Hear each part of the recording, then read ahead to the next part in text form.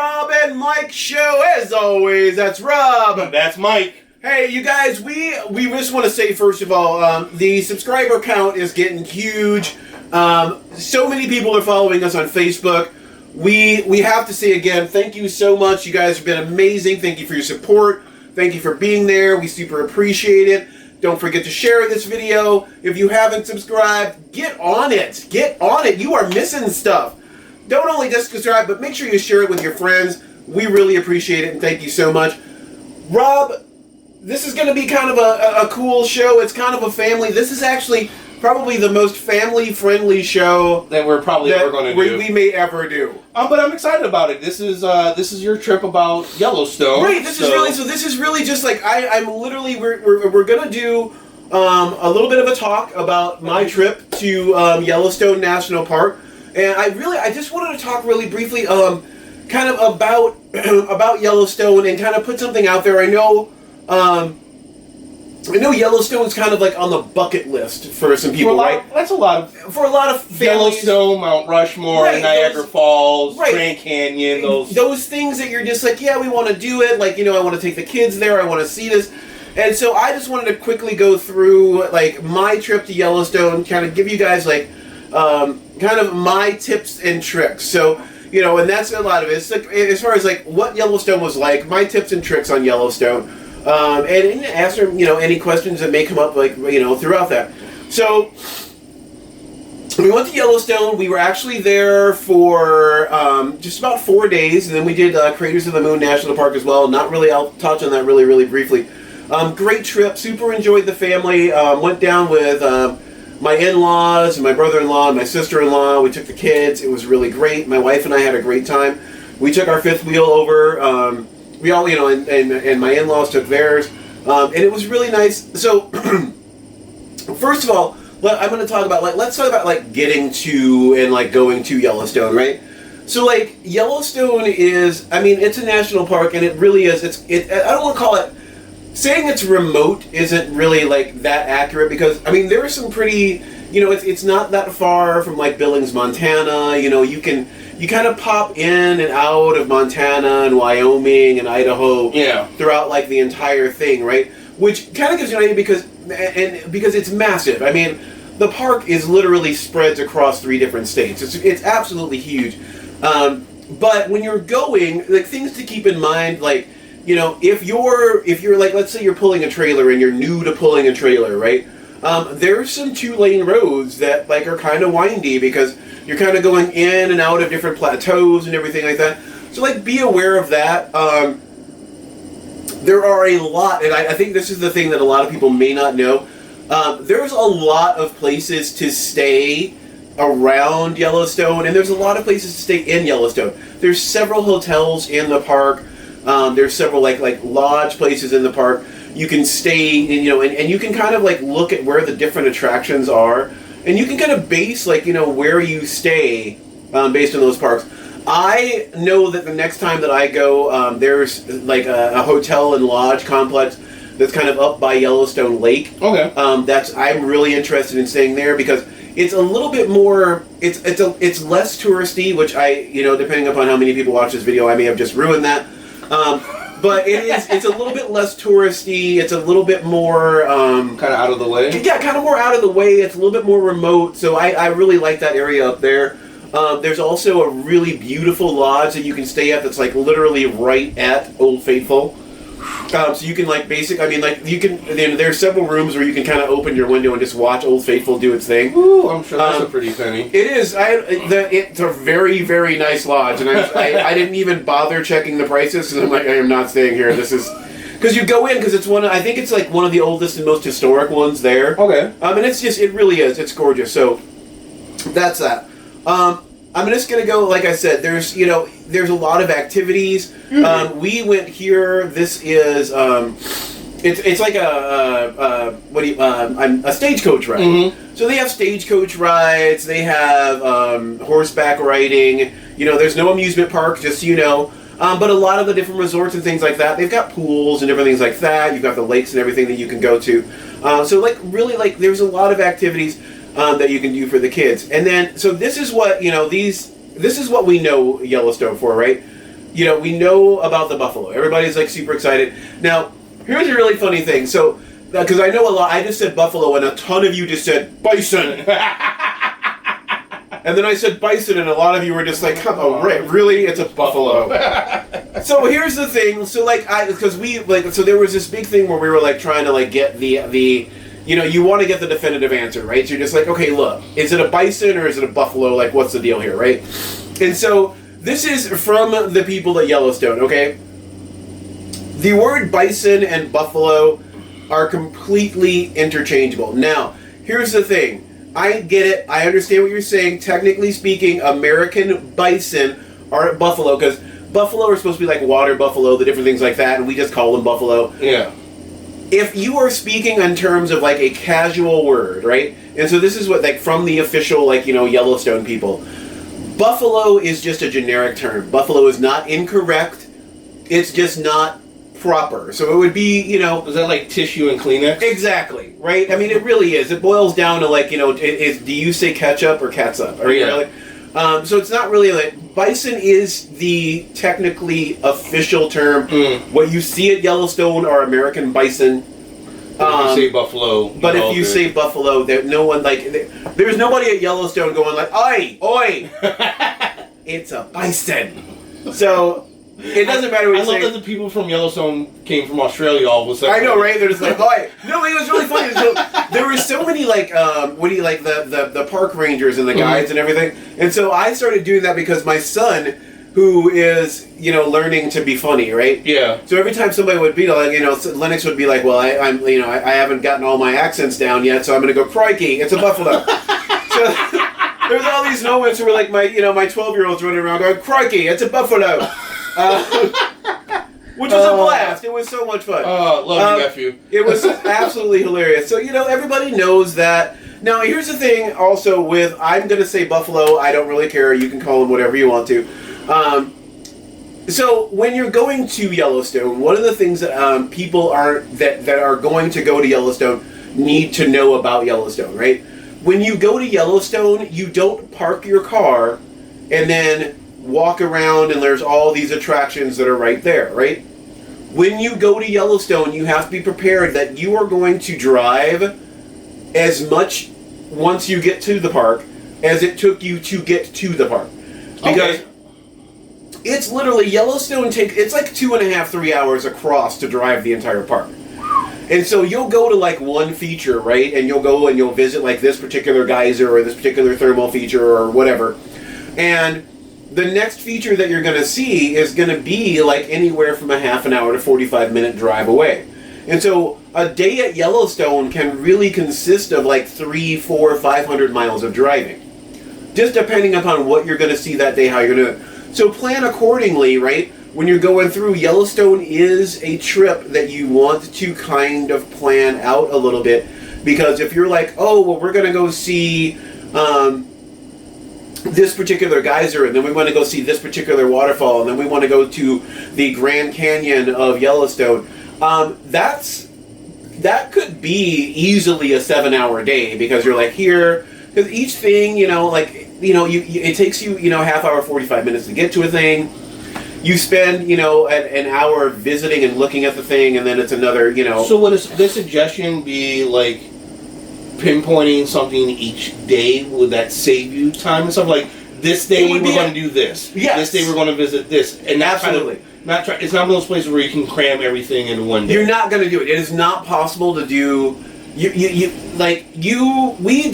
were there for 4 days. We saw pretty much everything, but I mean, each day was probably a 6 or 7 hour day.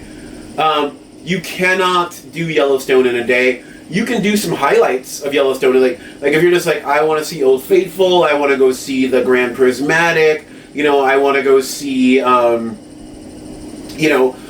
whatever particular thermal feature you want to go see. Like, you can do that, but like, you definitely want to plan it out, map it out a little bit, know how much driving you're getting into before you actually like go and invest it. You know, it's a great time. There's a lot to see on the way. But there's, you know, you need to be aware that like you're not going to be able to cram the entire park into a day, and it, you know, and even if you're there for the weekend, if you're doing a 2-day trip, you're not going to see the whole park. So know what you want to go. Pick the things you want to see before you go, because you're not going to just be able to like ramble around and just do it. And one of the reasons for that is obviously our friend here, the buffalo, and our other dear friend, the elk. Because if you're doing that, so when people are driving, because again, these are all 2-lane highways, right? Well, if some people see like a herd of buffalo off to the side, traffic stops. They stop. Traffic stops, and so you can be in these traffic jams where people are taking pictures of a group of elk, or people are taking pictures of a group of buffalo, or God forbid somebody sees like a bear or a wolf. If somebody sees a bear or a wolf and they all stop to go take pictures of the bear or the wolf, you're there for like a half an hour. Just get out of your car. Just get out of your. Just go ahead and enjoy it. Like get out of your car, grab your camera and your binoculars, because you're not getting through anyway. Like just embrace that. Don't go to Yellowstone thinking that you're going to get in your car and you're going to go see this and you're going to go see that and you're going to go see this and everything's going to be super smooth and easy. Like prepare yourself ahead of time that like Yellowstone is kind of a slow, meandering thing. And you want to have like your highlights that you definitely want to see, because you're not going to have time for it all. Do they actually have a off season at Yellowstone? There is. So, and this is really weird. So, technically speaking, like the height of the summer is really like your off season when everybody's because everybody's off work, right? So you have a lot of people there, but the problem with it is that you also have there's less people there obviously in the spring.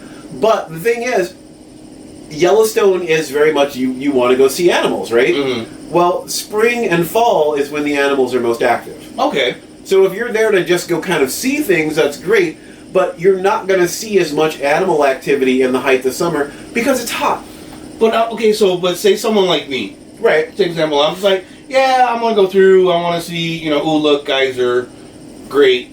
Probably summer because... Yeah, if you just want to kind of go and you kind of want to just quickly see things, summer's probably the best time to do it, just because and I know this sounds weird, there are less traffic stoppages because of animal activity. Yeah. So you can get through the park more, because, like, there's this one valley, I think it's the Laramar or something like that, but it's where the buffalo go to rut, and, like, in the fall they go and they do their, what's up, girl? So is it where the buffalo roam? I'm sorry. I'm sorry. It really is. I am. It truly is. If you want to turn off the video now, I get it. I'm sorry. Yeah. That was. I'll try not to do that again. They do. They roam and get cheeky. And they've now got. Crikey! Yeah, crikey! The buffalo are getting cheeky.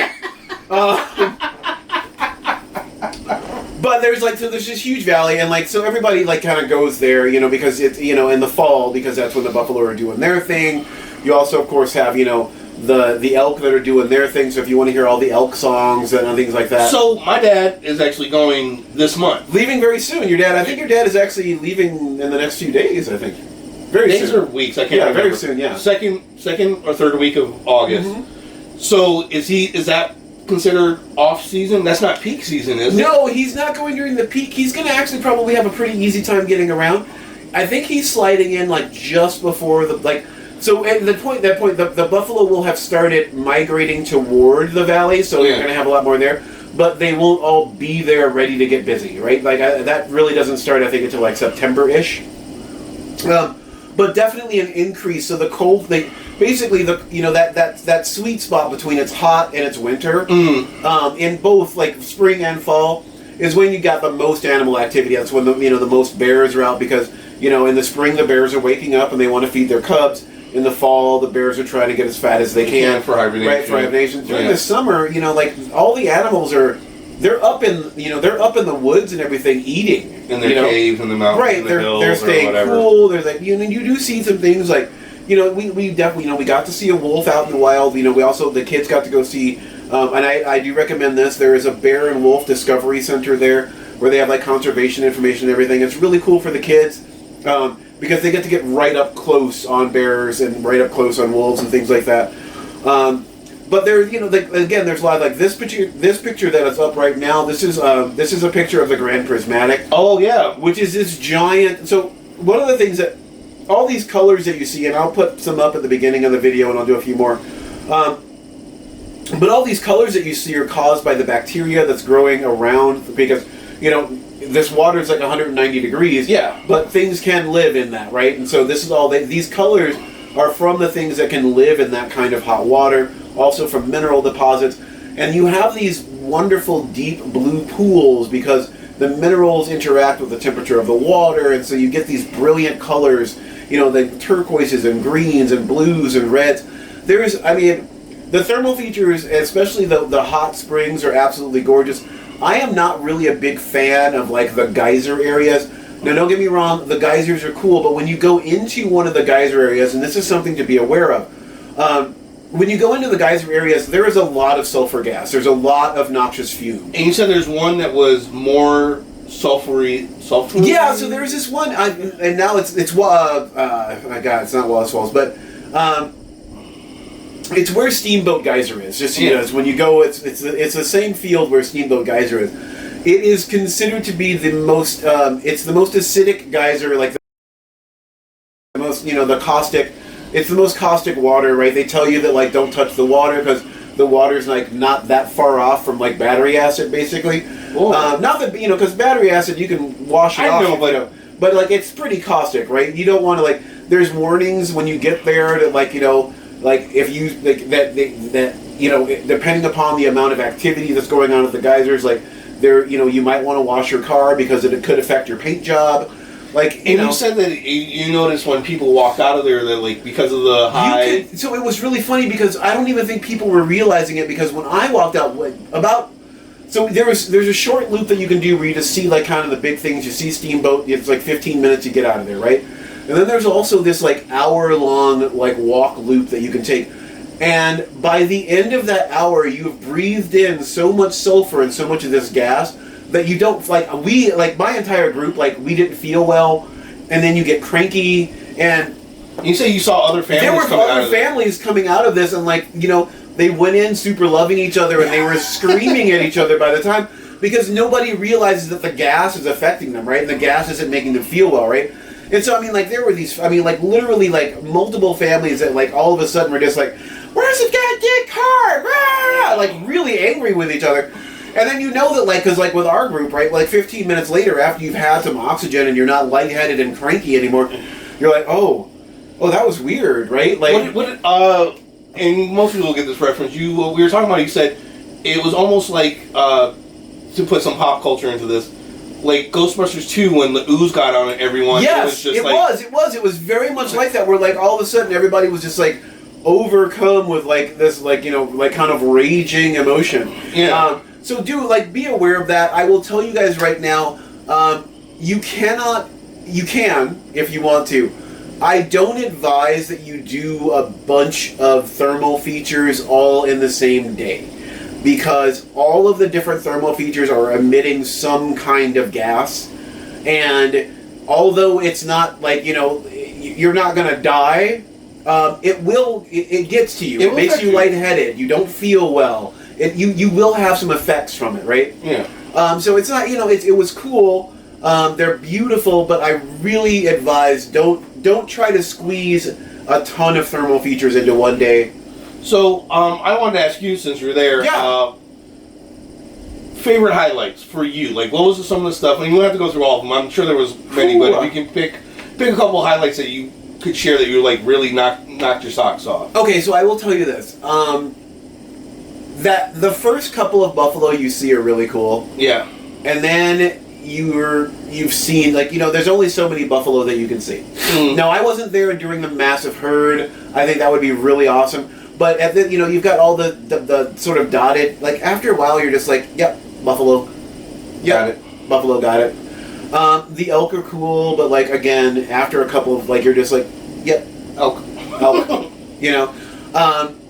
But not the thermal features, but the geologic features that are there were really my favorite. The grand prismatic, the heated pools, because the colors are out. They're you don't know if you've ever if you own one, they're really so the geodes, right, where you slice it and it's got all the colors inside the rock.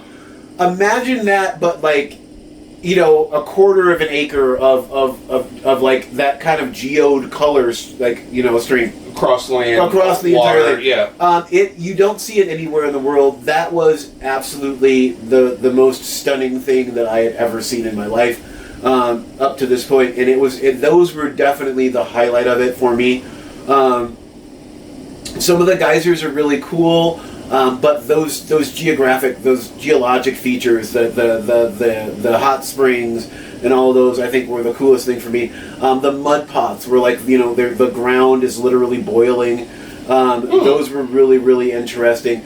And then what I don't think that Yellowstone gets a lot of, and I put one up here. Yellowstone doesn't really, I think, get a lot of credit for this because I don't think people talk about it. There are some of the most beautiful, most dramatic waterfalls in that park.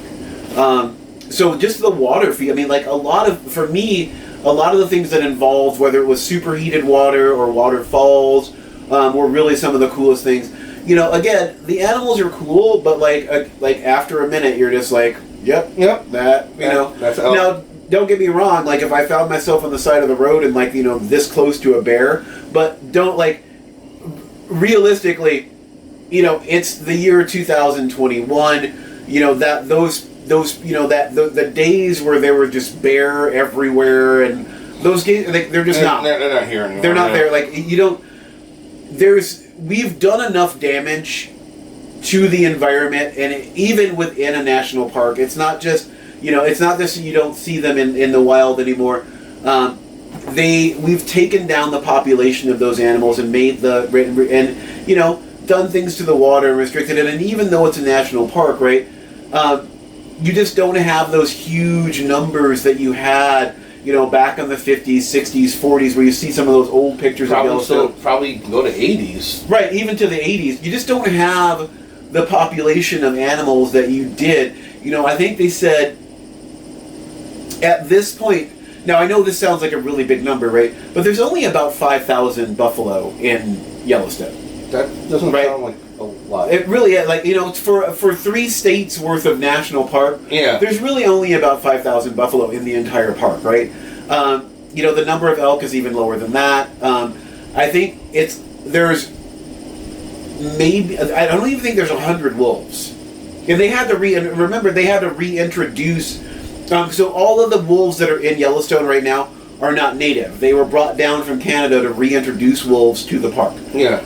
Because all the ranchers around Yellowstone had killed off the wolves like long before. So, you know, those are reintroduced into the park. You know, there's, you know, like Yellowstone Lake, for instance, they've had to restrict some things because they used to have this like beautiful like cutthroat trout population where you could stand on a bridge and like watch the trout, like, you know, basically so thick that you could walk across them, as, you know, the stories that you hear. But, you know, people decided that they wanted to be able to like fish lake trout in that, so they introduced lake trout into it. So like the cutthroat population's been decimated. Like now I will say this does kind of make it important, because if there's things that you're heard about that you want to see at Yellowstone, go now.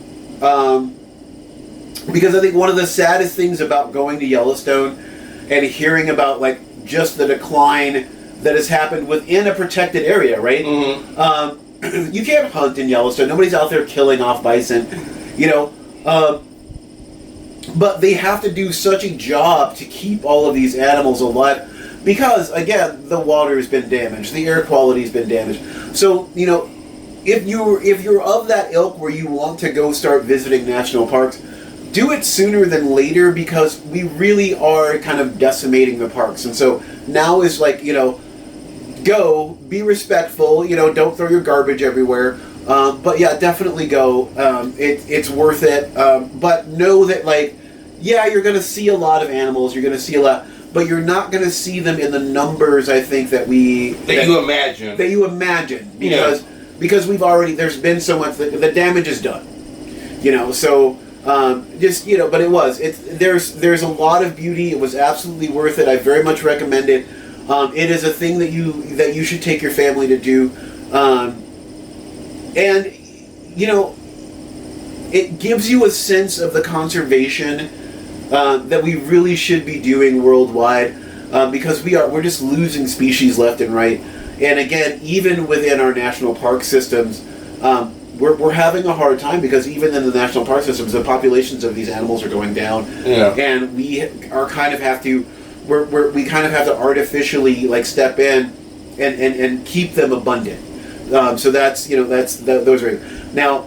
Speaking of populations and abundancy, this is the last thing that I'll say about it. It was again a great trip. I had a wonderful time with my family. A lot of beautiful stuff. Really, really worth seeing all of it. Know this. This is so important. When you are in Yellowstone, when you take your trip, if you are near a bathroom that has running water, go to the bathroom. Because when you get deep into the park, for those of you who have been camping, for those of you who have not, look this up so you understand what it is. Everything's vault toilets. Now, what a vault toilet basically means is it is a porta potty, but it's a giant porta potty with a huge like hole underneath you, right? And understand that there are, 500,000 to 1 million people going through Yellowstone every day. So when you have an opportunity to use a flushing toilet, use it. Use the flushing toilet. When you have an opportunity to use a restroom that actually has like a sink that you can wash your hands in, use it. Because you really don't want to be out in the park at one of the attractions, standing in, and I'm not kidding you, standing in what will be like a 20, 30 person deep line to get into a vault toilet. Because that's misery. And so especially for the ladies out there, I know you're already used to hovering. You can't hover above that smell. So that's my biggest, if I could, that's my biggest tip for visiting Yellowstone. Use the restrooms with running water when you have the opportunity. That's a good one. That's a good one. You're gonna, that's it. You want that one. That's what you want. But otherwise, I mean, it was a great trip. I really, really recommend Yellowstone. Craters of the Moon, fantastic stop if you get to stop there. And I will say this. This is the last thing, and then I'm going to get out of here. So for those of you that are planning on doing like a trip, like I'm going to go see this, if you're going someplace that has caves, like if you're going to a Jackson Hole, or you're going to a Craters of the Moon, where you're going into volcanic caves, or you're going to so you have to bring multiple pairs of shoes, because there is a parasite. Because we're trying to conserve and we're trying to keep our wildlife alive, there's a parasite that kills bats. And so if you go from one national park that has caves to another national park that has caves, they really, really ask that you don't wear the same shoes. Because you can bring this parasite from one place to another place and decimate an entire bat population just because you didn't change your shoes. Wow. Now, keep in mind, this is not, and I want to say this is not an inconvenience to you. Can you imagine that just all you got to do is change your shoes and you're not killing off, 1 million bats, which we are already, again, we're losing so many species. Please follow the rules when you're at national parks. Please do the little things that are going to help us keep all of these animals alive and keep them there for, generations to come. Like you guys, you cannot imagine how much you learn about the amount of destruction that we've done to this planet when you start visiting national parks. Please be conservation minded. Take those little bitty steps, that are gonna keep these things here and around for a while. But other than that,